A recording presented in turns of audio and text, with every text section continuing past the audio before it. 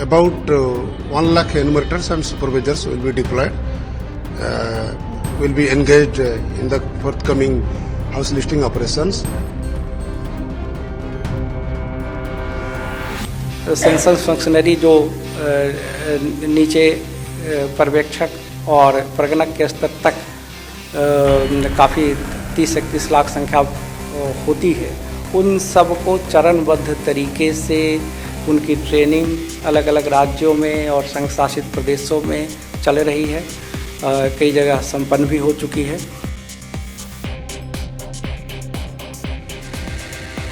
Yes, this time all the house listing operations, all the census processes are being taken place, will be taken place in the digital mode.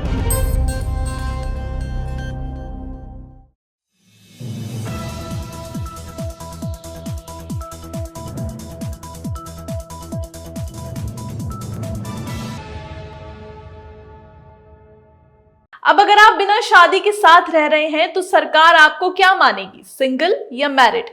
देश में आने वाली जनगणना 2027 से जुड़ा एक बड़ा अपडेट सामने आया है। नमस्कार, स्वागत है आपका एनबीसी भारत में। मैं हूं अलीना खान।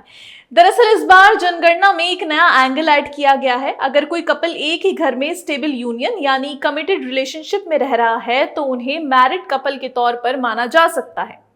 और खास बात यह है कि अगर कपल खुद को स्टेबल रिलेशनशिप में मानता है तो उन्हें वैसे ही रिकॉर्ड किया जाएगा। वैसे ये पहली बार नहीं है, पहले भी अगर कोई कपल खुद को मैरिड बताता था तो ऑफिशियल्स उसी हिसाब से डेटा रिकॉर्ड कर लेते थे।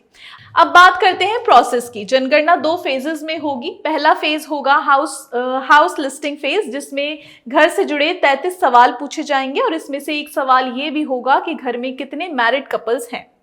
ये पूरा फेज 45 दिन तक चलेगा, जिसमें पहले 15 दिन आप खुद की इंफॉर्मेशन फिल कर सकते हैं और उसके बाद 30 दिन तक ऑफिशियल्स घर घर जाकर डेटा कलेक्ट करेंगे। इस बार सबसे बड़ा चेंज ये है कि आप खुद अपनी डिटेल्स ऑनलाइन फिल कर सकते हैं।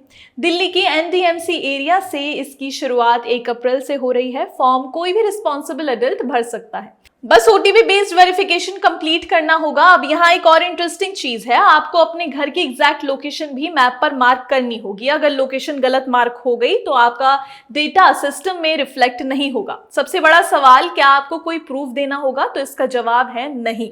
जनगणना के रूल्स के मुताबिक आप जो जानकारी देते हैं ऑफिशियल्स वही रिकॉर्ड करते हैं बिना किसी डॉक्यूमेंट्स के।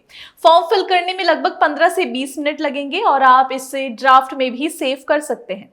साथ ही सरकार का कहना है कि पूरा डेटा सिक्योर सर्विसेज पर स्टोर किया जाएगा। तो बदलते वक्त के साथ अब जनगणना भी बदल रही है। रिश्ते हो या टेक्नोलॉजी, सब कुछ अपडेट हो रहा है, लेकिन अब भी एक सवाल वही है कि क्या समाज भी उतनी ही तेजी से बदल रहा है? फिलहाल इस खबर में इतना ही। बने रहिए हमारे साथ एनबीसी भारत में।